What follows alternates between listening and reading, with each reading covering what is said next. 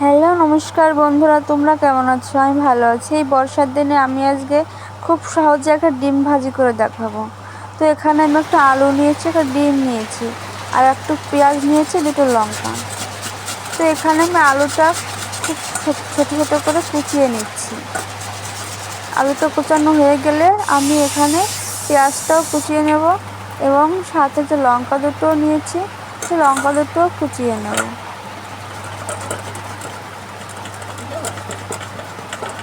এখানে আমার কুচানো হয়ে গেছে। তো এখন আমি এর ভিতরে একটু লবণ আর কিছুটা হলুদ দিয়ে ভালো করে মাখিয়ে নেব, এবং এর ভিতরে সে যে ডিমটা আমি ভেঙে ভালো করে নাড়িয়ে চাড়িয়ে নেব। তো হ্যাঁ বন্ধুরা, এটা আমার নতুন চ্যানেল, তোমরা সবাই আমাকে একটু সাপোর্ট করো। তোমাদের সাপোর্ট ছাড়া তো আমরা এগোতে পারবো না, তাই না? তোমাদের নিয়েই তো আমাদের চলতে হবে। তো এখানে আমি ডিমটা ভালো করে ফেটিয়ে নিচ্ছি। তারপরে আমি কিছুটা সময় রেখে দেবো, 2 থেকে 3 মিনিট রেখে দিয়েছিলাম।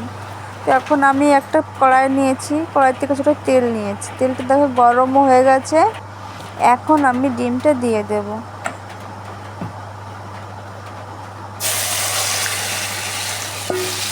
ডিমটা দেওয়া হয়ে গেছে, তো আমি একটু ঢাকনা দিয়ে দেব। ডিমটা ভালো করে সিদ্ধ হয়ে যাবে, এজন্যই। এখন আমি ঢাকনাটা উঠাবো, দেখো কি সুন্দর হয়েছে, একদম সুন্দর একটা কালার আছে এবং অনেক নরম সফটই হয়েছে। তো এখন আমি এটা উল্টাতে পারছি না, এজন্য মাছ থেকে কেটে নিচ্ছি, 2 খণ্ড করে নিলাম। দেখো বন্ধুরা কি সুন্দর, আমার মতো এরকম সুন্দর করে তোমরাও যদি ডিম ভাজি করে খাও, তোমাদেরও খুব ভালো লাগবে।